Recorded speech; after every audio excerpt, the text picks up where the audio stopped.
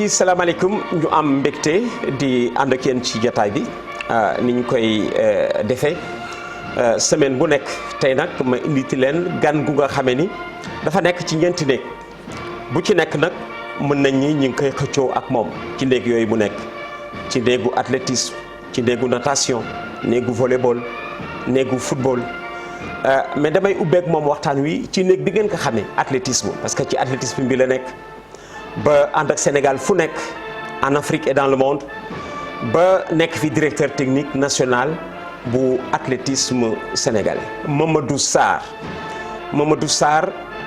njaboot gi dafa yaatu Ndar moo di cosaan ba Renaissance bu Guet Ndar moo di cosaan ba mu ànd ca ñoom Dray ak ñoom Barat ba ni mu mujjee Jeanne d'Arc Asfa tamit njabootam la parce que xam nga ku terminé commandant dans l'armée sénégalaise dafay nekk ba tey beneen njaboot gu nga xamee ni ci ngi nekk kon Mamadou Sarr mi ngi ci diggante Renaissance bu Guet Ndar waa Saint-Louisien di xaritam ci Jeanne d'Arc ak ci Asfa Mamadou Sarr laa di indil tey Sarr ma bàyyi nga nuyu waa Guet Ndar ña ca Bamba ca Guet Ndar mu tudd Gaalunaar waaw noonu la Gaalunaar ñoom Dray ñu jaar ba ci Jeanne d'Arc ak ba ci waa Asfa waxtaan ak yow namantiku la parce que am na ñu la gëj a gis Mamadou. alhamdulilahi rabil alamin Sarr maa ngi nuyu ñëpp ñoo xam ne ñoo ngi nekk téléspectateur seen information bi seen émission bi di leen ziyaare di leen ñaanal di ñaanal waa réew mi yëpp yàlla may nu sutura ak teraanga yokk li nu am si lu baax yëpp te musal nu émission bii nag sawar naa si parce que yow yaa tax Ablaye jërëjëf parce que nit nga koo xam ne pour man da nga ma tànn daal si nit ñi man tam ma nawloo la tànn la Ablaye maa ngi lay yow la woon démb te du tey et yàquloo si dara bon nag tey bi mu ma woowee maam si cawarte pour ma ñëw fii jéem wax lan doon jéem def barki démb ak barki démb Renaissance de Guet Ndar soo ko waxee nag am na ñoo xam si xale yoo xam tey ay mag lañu xamuñu ko c'est avant indépendance nekkoon fa ak sama ay nawle yoo xam ne ñoo nga fa xam naa ne tey bu ñu découvrir émission bi daanu dëkk lool comme ni nga leen cité léegi mooy ñoom Dray Moussa Samb suñu mbokku naar yi nekkoon ñoom xaana ak ñooñu ak ñi xam ne génn nañu àddina seen i dooma nga fa mooy ñoom Mbida ak Ahmed et consort mënuñu lim ñëpp ak suñu président bi woon Omar Diallo Renaissance Guet Ndar googu fu jàng nañu fa lépp loo xam ni mën naa ko bi ma nekkee mag foofu laa ko jàngee foofu laa jëkk a defee athlétisme foofu laa jëkk a defee but si volet bi ñuy wax tey foofu laa daan defee natation pour doomu Guet Ndarien joonaaf sax gaa rawante gaal football nag moom foofu la samp woon kii woon moo sampoo jëm bon nag affaire baa ngi noonu Ablaye kon photo bi ngeen janool moo di la première photo sportive de Mamadou Sarr ma nga nale taxaw ci seen droite troisième ci ñi nga xame ni ñoo taxaw te comme équipe bu Renaissance bu Guet Ndar bi filiale la woon ci Saint-Louisienne am na ci ñaari anciens joueurs de la Saint-Louisienne Aïdara Diop ñu ko daan wax Dray moo nekk nii ci diggante bi il y a Roger March qui a fait carrière au Gaîté Club de Saint-Louis ñii jonkan fii ci suuf vous avez Amadou Sidi Dieng di Barat qui fera la première équipe nationale du Sénégal en 1961 à Abidjan mais ñu dellu si ci Mamadou Sarr mi nga xam ne tey jii moom bis bi moo nekk ni troisième debout sa première photo sportive yéen waa Guet Ndar kii moo di seen cosaan yéen waa Gaalunaar kii moo di seen cosaan Renaissance de Guet Ndar nous sommes en 1957 Mamadou Sarr nekk ci défense su Renaissance de Guet Ndar kon boo gaañee Mamadou Sarr laa leen indil waa Ndakaaru xàmmee ko ci Jeanne d'Arc xàmmee ko ci athlétisme moo tax ma ni foofu laay dooree face cachée bi dinañ ci yegg si moom la ñuy tëjee fa mu cosaanoo ñii dañ daan jóg suba teel Ndar booba xale lañu avant les indépendances dañ daan jóg suba teel dem stade Victor booba temps deuxième division ca Ndar le matin la ñuy joué boo julee fajar ba pare rek bu la yóbboo nga jubal ca terrain ba pour fekk coup d'envoi premier match ba 8h noonu la woon ñu nekk ci ba booru 13h ñii la woon ñu ciy ànd ak ñoom kooku nag moo di face cachée parce que waa Dakar xamuñ ko footballeur mais dama koy dooree fi ko waa Dakar xamee Mamadou Sarr athlétisme bi nga nekk ci xam naa ni def nga barrage il y a 50 ans gis nga ni at gaawee il y a 50 ans Mamadou yaa doon porte-drapeau Sénégal à Brazzaville les Jeux de Brazzaville 1965 2015 defe naa ni fàttaliku bu rëy la. mais kooku loolu lu rëy la. parce que Senghor moo ñu woo ba si stade Iba Mar Diop. Senghor. ñu tànn ma samay nawle jox ma nekk porte-drapeau pour 260 personnes pour les premiers Jeux africains de juillet 1965. Ça fera 50 ans dans quelques jours. wax nga dëgg. yàlla bindal nu fa sutura ba nu demee aussi jëlunu ndaare parce que si ñu am médaille si la ñu bokkoon ñun. wax nga dëgg gis naa benn photo boo fi indaale. nga ànd ceeg Mané Malal. Amadou Gakou. Daniel Thiaw ak yow mu doon nekkoon équipe bu 4x400 bu Sénégal. surprise bi ma ci am Mamadou. ci yow laa xamee ni Daniel Thiaw dafa doon def athlétisme parce que man ci rawante oto laa nga xam. Daniel kañ doomu Ndar la comme yow ak man rek lépp la man. ndeysaan athlétisme aussi Daniel moo doon suñu grand coursier daan na bu ñu dévrélé. bu nu amee retard mooy dabi. wax nga dëgg indi ko te fu mu jëlee dañ ko indi. bon nag équipe baa ngi noonu équipe bi dafa raw Jeux africains de premiers Jeux de Dakar ñu dem 3 ans après ñu dem Brazzaville jëlaat fa médaille d'or. ñooñu ngi cité ñoo nekkoon si équipe bi am ba léegi ñoo ngi fi ñun ñëpp yàlla may na ñu ngi dund ba léegi voilà. Je crois que c'est l'occasion de faire un appel, un coucou au président du comité olympique. Nous avons gagné la dernière médaille d'or au 4x100 du 4x2 4x100 4x400 du Dundeba légui xana daan ñu may au moins ñu dem siyaare gi encore Brazzaville. Pèlerinage 50 ans après oui. Voilà yéen ña fa jëlee médaille comme fa lañ jëm yow Mané Malal Daniel Thiaw Gakou ak Mamay Ndiaye Gakou waaw Mamay Ndiaye ak Mamay. gis nga kooku bu leen Lamine Diack déggee sax moo leen di invité. daan nañu ñëw bëgg nañu ne bu leen Lamine Diack déggee moo leen di invité. nga def nga aussi Jeux olympiques. Ah oui, j'ai fait 5 Olympiades dont 3 en athlétisme. Nous sommes les premiers Olympiens à 64 à Tokyo. Après ñu dem Mexico ak quelques-uns suñu rëcc dem Munich. ak ñoom Gakou après li ci des boobu j'étais nommé directeur technique mu yóbbu équipe à Los Angeles ak. Jeux olympiques Los Angeles. 84. waaw yaa leen yóbbu. waaw j'étais le directeur technique de la fédération d'athlétisme. oui. Pendant ñaata at final. 10 ans nekkoon naa ko président de la fédération de la directeur technique. En même temps aussi j'ai eu à participer au premier championnat du monde d'athlétisme à Helsinki en 81. Helsinki. Ouais, il y avait Finlande. Ouais, il y avait Mansour Dia, il y avait Aladji Diaba Biteye, il faut le commencer Gen. Il y avait également Diallo Rasta qui a été en finale. Diallo Rasta. On a notre 4x4 aussi a été magnifique. Nos coureurs de 800 mètres ont démontré dans Gannaaw. Tout ça ñu gunge woon gars yi yóbbu leen. athlétisme yëpp Jeanne d'Arc nga ko defee.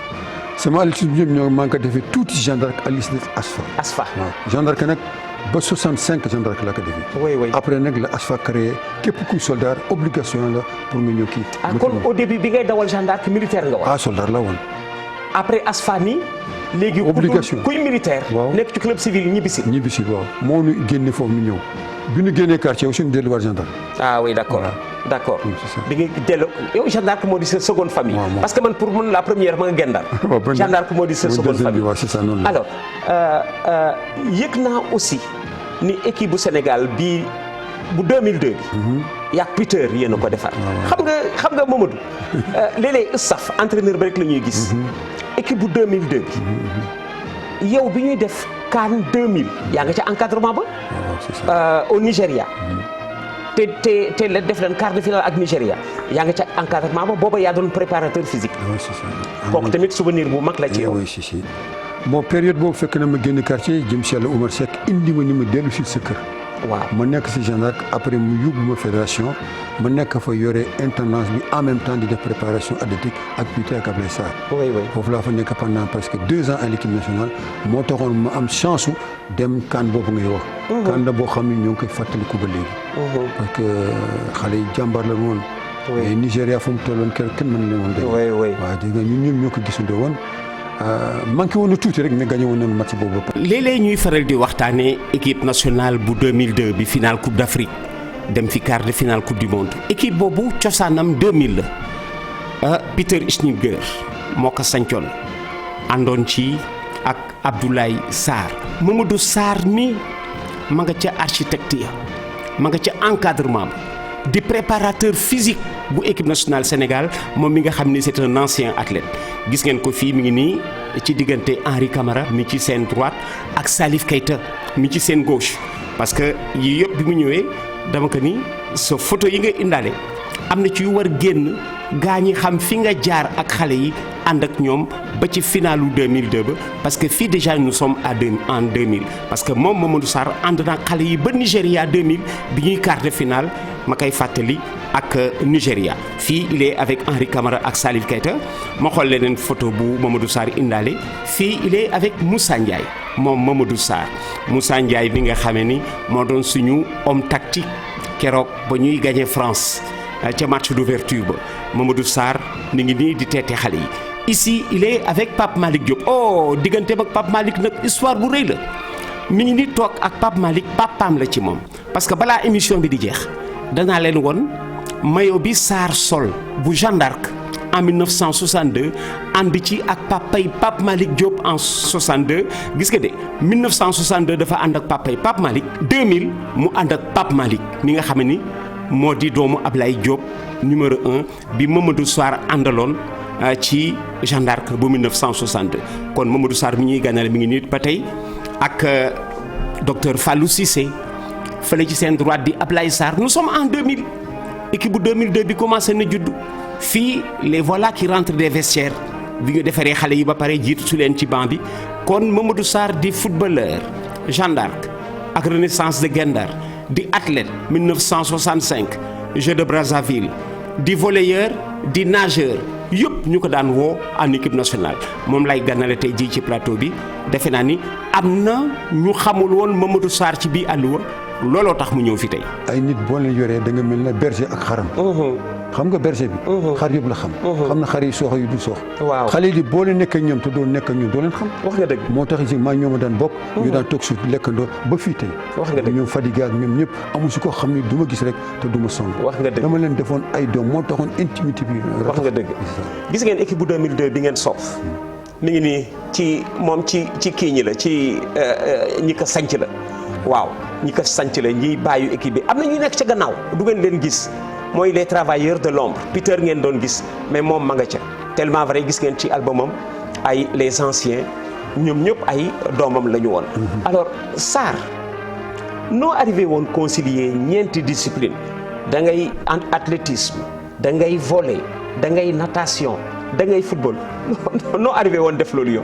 bon xam nga loo gis rek sa début ba la ba nu nekkee xale sa ndax bu ñu tette woon que ce soit depuis le collège technique suñu professeur fi bu ñu tette woon ñu def beaucoup de pluridisciplinarité dafa amoon. exact. bon pour la petite histoire j'étais champion d'AOF cadet des 1000 mètres et même recordman parce que dina amoon professeur yoo xam ni du ñu tette woon dal si affaire sport bi. suñu dirigeant yi si gàcci ngalama ñoom. moo taxit bon moo doomu Guet-Ndar. waaw war na mën fay. wax nga dëgg moo taxoon fay pour man du problème. yow kon koy fayal Guet-Ndar nga fayal. Guet-Ndar laa fayal. Renaissance Guet-Ndar. Renaissance Guet-Ndar laa fayal. Moussa Faye. après ma jóge fa ñëw nekk si football bi nekk si athlétisme bi en même temps bi ma ñëwee Ndakaaru ku naan astiko benn arbitre. ban année nga ñëw Ndakaaru. maa ngi ñëw Ndakaaru en 58. 58 quartier. waaw. parce que armée moo ma indi Ndakaaru. oui. foofu la ma gars yi tànne indi ma joué. parce que auparavant une année avant de nous jouer contre le Jeanne d'Arc ak demi-finale Coupe du Sénégal boobu on était des juniors. Renaissance de Guet-Ndar. Renaissance de Guet-Ndar ñu jàpp waa Jeanne d'Arc ba ñuy soox. ñu def ak ñoom un partout terrain municipal numéro 1. waaw terrain 2 bu Parc Sport. terrain 2 bu Parc Sport ñu def ba prolongation bi ñu demee ba xam ne match bi des na tuuti ñu am benn corner. ñu xëccoo poto bi jëm si yàlla Adrien wéeru si poto bi taxaw te boobu Domingo mooy door te Domingo ndeysaan tànk bi dafa leeroon. oui. mu tiré corner bi Adrien randatu ballon bi dugg moo ñu éliminé. moo leen éliminé gars yi foofu la ñu jàppee nag ñu indi Jeanne d'Arc si déwén si. Renaissance de Guet-Ndar. loolu Jeanne d'Arc éliminé ko. c'est ça. Mamadou Sarr laay dalal. xam ngeen gis ngeen fii léeg-léeg ñuy woo équipe nationale ñu choisir am na fi ak délégué le Thiessois dañ ko daan woo football basket. Cheikh Diaw am na fi dem na fi sax jeux yu nga xamee ni dafa nekk ci ñaari équipe nationale nekk ci à cheval Mamadou Sarr bi daf ko def. Brazzaville 1965 da nga nekk ci équipe bu athlétisme ak bu volley noo daan concilier programme bi. le volleyball suba la woon athlétisme le soir. dafa daan arrivé nga jouer le matin volé. waaw ngoon nga dawi. ma dawi yàlla bi ne la mu sutura dem naa ba final ba gagné médaille d'or. médaille d'or jeu Brazzaville ñaari médaille d'or la fa am. est-ce que 400 mètres et 4 fois 400. et man maa amoon chance de terminer la dernière médaille à la dernière course le dernier jour. waaw avec ñoom Gakou Mambay Ndiaye Daniel Thiaw. waaw ak Daoud Gueye. Daniel Thiaw nag ci nga bette. waaw parce que Daniel Thiaw ci circulation bi ñëpp. waaw oto lañ ko xamal. te daw la dàq. ni mu ñu sonnale woon ci circulation. daw la dàq sax. est-ce que Daniel Thiaw voilà kon Mamadou Sarr laa ganale tey jii. invitation bi nag ma koy waaj di ko waaj li tax waaj bi yàgg dafa amoon programme bu démentiel parce que boo nekkee ci équipe nationale di architecte ci équipe bu 2002 bi mook ñoom Peter ñoo ko defar mais am na ñoo xam ne dañu nekk ca gannaaw alors man ma xaleele benn affaire à Saint-Louis dañ nekk xaleel di dem terrain ba muy football si sous le maillot de la Jeanne d'Arc sonnal waa Ndar yi Sarr da nga leen sonnaloon ba gis naa supporters yi daan wax yow xanaa da nga fàttali ndar nga dëkk liggéey woon équipe bu Ndar yi boo ñëwee Ndar mel naka gaynde ci seen biir da nga daan am motivation boo xamee ni pour jouer contre tes frères. daal de motivation bi mi ngi jugoon si suñu jëm si yàlla ji Domingo xam ne doomu Ndar la ko man. waaw su mu ñëw sama rak kër gi leen ñëw de bu nu rusloo nit ñi. on est chez nous. su ko defee nag malgré que Jeanne d'Arc laa nekkoon am na ay Saint-Louisiens yi nekkoon foofu vraiment de grands sportifs. daan nu encadré daan ma wax. di suxlu. ku mel ne Moussa Diallo ko ak ñoom Sarr de Guilé. mooy magu Kader Diallo. mi papa yi déggan chimère. voilà Moussa Diallo. ñoom ñoo ma daan aywa booy demal puusal demal ñoo ma daan encouragé ba xam ni rek. comme ni nga ko waxee daal motivation la amoon. motivation la woon waaw sama mbokku Ndar yi am na mais ñeneen ñi nag lu laa doon dégg si ñoom mais daawu leen sax déglu. waaw c'est ça loolu la woon Ablaye. et surtout nga xam ne Guet-Ndar boobu nga nekkoon. Renaissance Guet-Ndar. officiel lu woon mais dafa meloon na que filiale lu Saint-Louisienne. genre réserve Saint-Louisienne. parce que gis naa ci Draye. gis ci Barat. yow boo génnul woon Saint-Louisienne ngay dem. Saint-Louisienne aussi noonu la woon parce que ñoom sax ñun daan woo le soir. suñu entraîné fa wala ñu seetaan suñu ba pare suñu ñëwee duñu sax comme ñun kaa saa yu nit alxuraan naan sama rak bul def lii ngeen war def bu ngeen def football jaar leen fi malgré que amoon nañu de bons cadres au niveau de Guet-Ndar mais ñoom duñu bëgg goo xam ne duñu defoon daal une filiale waaw moo taxoon daal mu amoon courage boo xam ne bon Saint-Louisien ak Guet-Ndar benn waaw moo ñu séparé Guet-Ndar ci bastion Saint-Louisien jeex na depuis Lomadié non waa Guet-Ndar yooyu yëpp Saint-Louisien wax nga dëgg Saint-Louisien wax nga dëgg su doone waan loolu c'est ça wax nga dëgg kon gaañ am ngeen tey mbetteel trop ci Mamadou Sarr bi parce que foo ko tuddee ñu ni athlète am na ñoo xam ne dama leen di mais attention football la jëkkee ñu ne ma quoi man leen way Jeanne d'Arc bi gagné coupe du Sénégal 1962 ñoom Souris ñoom Alé Dior ñoom Domingo mais Sarr yaa ngi woon ci équipe bu Jeanne d'Arc boobu waaw Sarr Bandam maa ngi woon ci équipe boobu waaw c'est ça mais defe naa la même année da nga dem France waaw c'est la fa jógee dem France waaw c'est ça kon équipe bu Jeanne d'Arc bi may waxtaane Mamadou Sarr mi ngi nii 1962 bi Jeanne d'Arc di gagné coupe bi finale ba daf ko fekk dem France Mamadou Sarr moo dëbbu fële deuxième à partir de la gauche ci wetu Dominique Gomis mi nga xam ni moo sol torpedo kon ñu ngi noonu Dominique Gomis torpedo Mamadou Sarr mi ci plateau bi moo nekk nii at mi mu nekk arrière gauche Jeanne d'Arc 1962 finale bi daf ko fekk dem France ci wetam di Ibrahima Cissé Moustapha Dieng moo nekk noonu yore ballon bi Diatta François comme gardien de but c'était aussi le champion du Sénégal de tennis de table Domingo Mendy bi ngi nii le footballeur du cinquantenaire tout à l'heure dégg ngeen ma naan Mamadou Sarr dafa ànd ak Pape Malick Diop en 1962 moo ànd ak papay Pape Malick moo nekk nii di Ablaye Diop numéro 1 bu Réveil de Saint-Louis moom Mamadou Sarr ñëpp il venait de Saint-Louis Mamadou Sarr Renaissance de Guet-Ndar moom Ablaye Diop numéro 1 Réveil de Saint-Louis kii mooy papay Pape Malick Diop fi nekkoon capitaine équipe nationale te Mamadou Sarr ànd ak moom ci équipe bu 2000 góor gi nag foog ñu rendre ko ci hommage di Gabou Sarr góor gi Gabou Sarr moo nekk nii dëkkoon Derklé at yi lu Jeanne d'Arc sol ma nga ca lu Jeanne d'Arc lekk ma nga ca dafa ànd ak Jeanne d'Arc moom ba sàngoo suuf góor gi Gabou Sarr ñi jonkan kii di Alé Dior kii di Sarr Bandam def équipe nationale 61 Malick Sissouri moo nekk nii ancien ministre du tourisme ancien président de la fédération sénégalaise de football Dominique Moreira moo nekk nii def na jeu de l'amitié kii di Charles Pierre taawam Malick Sissouri bi ñu la ko tuddee Charles Pierre kon équipe bi la Mamadou Sarr sol mayoom Jeanne d'Arc Dakar final ba fekk ko fi France la ko fekk dama koy laaj lu mu wuti woon France ba fekkewul final bi Mamadou Sarr. J'étais à l'école interne des sports à Antibes def naa fa 2 ans. pour jàng le professeur d'éducation physique et sport. ah oui d'accord ah oui d'accord ASFA moo la yóbbu woon. ASFA moom yóbbu woon. ASFA moo la yóbbu woon. voilà ouverture c'était pour la préparation des cadres au niveau de l'armée. oui. moo tax bi ñu dellu see nag moo tax on a formé encore à notre niveau. des cadres au niveau de l'armée. ñu dellu si waat suñu kër mooy ASFA. ASFA Mamadou. Alassane Thioub jaar na fi keroog ñu waxtaanee ASFA c'est vrai que yow Jeanne d'Arc sa famille la mais Ndar tamit di cosaan bi mais Jeanne d'Arc situation bi mu toll nii Mamadou vous les anciens yéen a jox Jeanne d'Arc sa première coupe du Sénégal en 1962 ci état bi mu nekk Jeanne d'Arc lan ngeen yaakaar ni mën ngeen ko ci def. pour commencer affaire bi dafa métti goo xam ni bàyyi nañ ko si loxo yi lu métti nit rek lay dal. dafa nekk sax mën nañu sax ni kii la nattu la. nattu waaye yàlla mooy nattu jaamam. wax nga dëgg. duñu wax ne Jeanne d'Arc nag elle ne mourra jamais.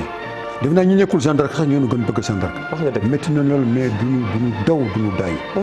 daan fa toog ak moom nekk ak moom ba dellu si waat ko fi mu nekk. fas yéene ko yéene. wax nga dëgg. waaw quoi qu'il puisse arriver moo leen fas yéene def. oui.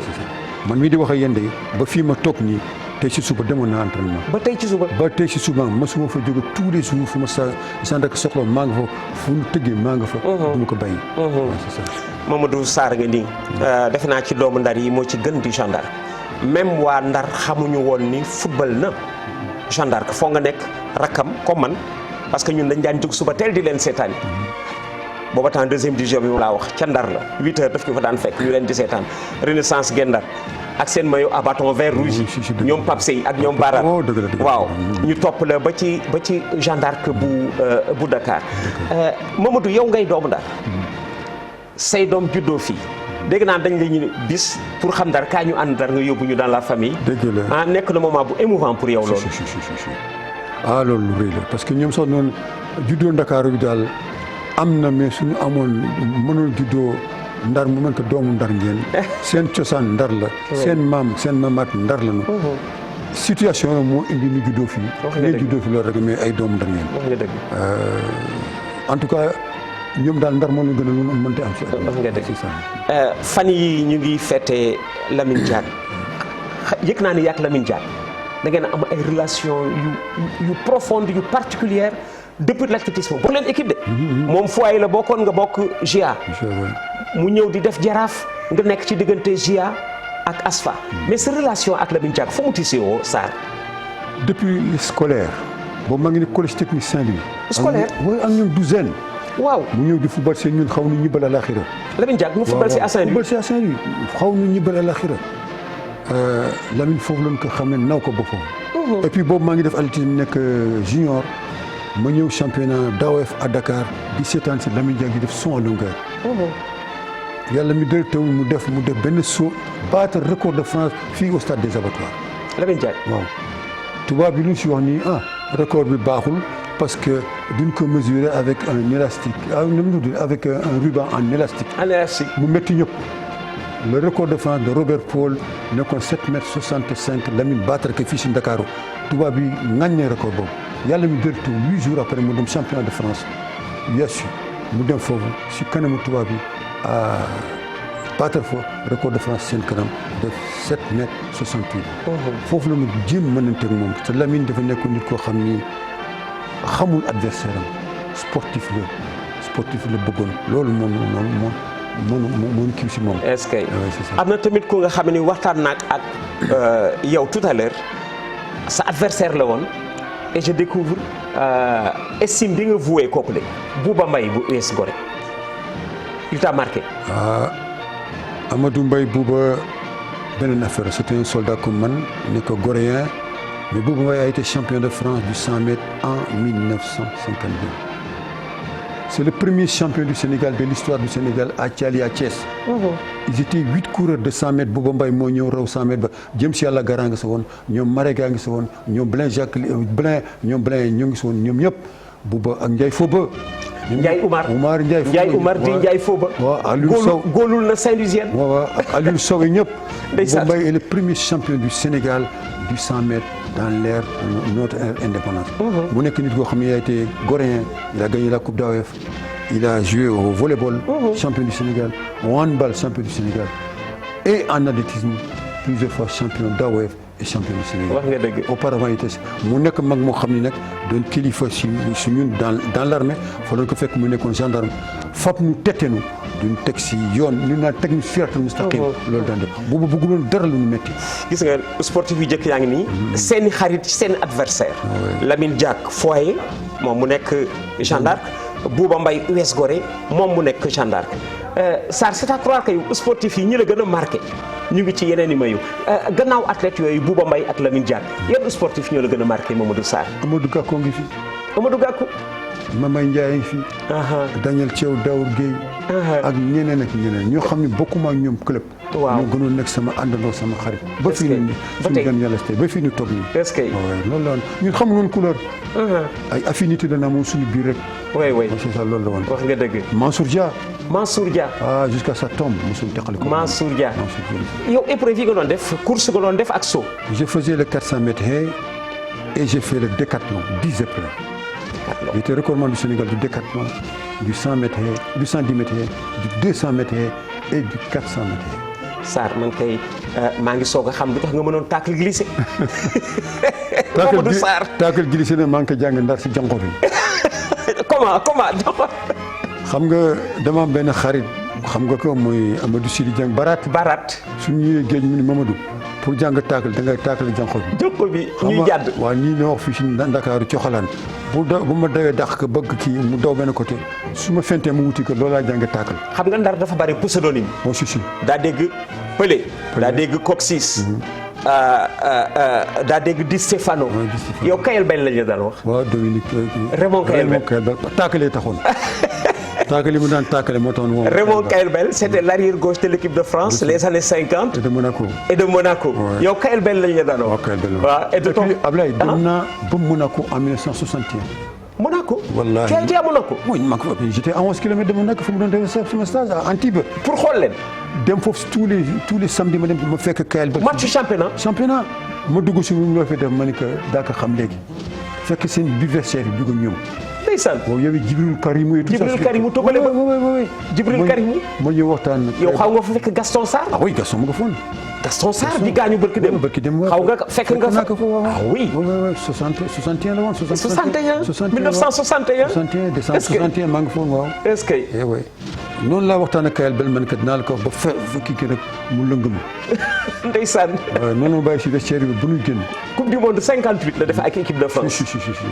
ah vous avez sympathisé. ah oui si. ah oui Mamadou Sarr kon boo gaañi gis ngeen de mag ñi ko ci dajeel rek doo doyal on est bousculé par le temps maa ngi dawal maa ngi ko naan yow Sarr temps bi ma am da nga ci xajul ndax li nga def yëpp football basket volleyball natation tey Sénégal rendre compte ci ni football bi sax moom nga jiite comme Lamine Diack du reste. oui si Lamine Diack on parle de lui comme athlète mais football la jiite. waaw yéen da ngeen xaw ñu sax parcours. il a été même directeur technique du football sénégalais. voilà exactement Mamadou looy tëjee waxtaan bi pour nag sa njaboot bi ba léegi ca Gaalu Naar ca Gendar ñi léegi ci Jeanne d'Arc ñi léegi ci ASFA ñi léegi ci feneen ñi nga bokkal maillot équipe nationale looy tëjee waxtaan wi Mamadou. dolli santat suñu borom. Sarr. mu may nu gudd fan ak wér di la gërëm Ablaye di la sant yow kenn amul sa ngërëm. jërëjëf lu rafet nga fi def di soxal mbir mi di ñaan yàlla mi nga xam ne dara taw ko moomoon lépp sañ lépp suñu sport sénégalais bii yàlla si yàlla teg loxo. jërëjëf Sarr. affaire baa ngi ñëw bu ñu ko yàkkamti bu ñëpp man ko nekk benn am kilifa ku nekk am na kilifa sa kër. boo génnee club bi nga nekk wala fédération wala ligue bi ka fa nekk sa kilifa la suñ ko sooxatee rek. daanu am lu ñu gën a si mën nañu am lu ëpp lu ñu am. dans toutes les disciplines au Sénégal mën nañu am lu gën lu ñu am nii. jërëjëf loolu yaakaar yàlla na ko yàlla defal. amiin Sarr amiin Sarr. gaañi Mamadou Sarr a ngi nii lépp lu leen neex ci ñun lépp lu ngeen sopp ci ñun en tant que sportif ñii ñoo doon suñu source ñi ba ma koy topp di ko seetaan booba xamul Ndakaaru man xaw ma Ndakaaru. xale bu tuuti laa ca Ndar di yeewu suba teel di dem stade Victor parce que booba temps deuxième division le matin la ñoo joué le premier match 8h30 mu fekk ñu fa ñu taxaw ci grillage di leen saytaan 50 ans après ma jataay ak moom di waxtaan ñoom ñuy école mag ñi yar bi ci ñoom dama ko jox rendez-vous ci émission bi ma ñëwee fii laa ko fekk il est arrivé 3/4 d'heure avant moi am ku ma dey ni ma ca dëgg-dëgg mag ñi ñoo yaru am ku ma dey loolu ni ma Ablaye mag ñi ñoo yaru ki nga jox rendez-vous ñëw na depuis près d'une heure man leen ñun moo tax lu leen neex suñu rek ci ñii lañ ko gisee ba baax na ku ma ci dalal c'est pour moi une récréation du passé mu ngi mel na ko maa nga Ndar Gendar mu ngi mel na ko maa nga Ndar Stade Victor le matin fa ma ko daan seetaani Mamadou yàlla ngeen ànd ak ñun ba ñu doyal. amiin yaa rabbal aalamiin. Sarr ba ñu doyal. amiin yaa rabbal aalamiin. yéen ku leen am jël ku leen ñàkk wuti leen. yàlla na yàlla dégg. Mamadou Sarr bu ñu fàtte ci ñaan Sarr jërëjëfati. amiin fidèle ba bi muy ñëw li mu sol xam na nu bay gendarme dama ko seen rek ma ni moo bëgg gendarme xool leen dafa gendarme bi muy ñëw. Mamadou Sarr laa doon dalal. jërëjëf di leen jox rendez-vous ci beneen jataay mbokk ñëwoon démb jërëjëf. jërëjëf.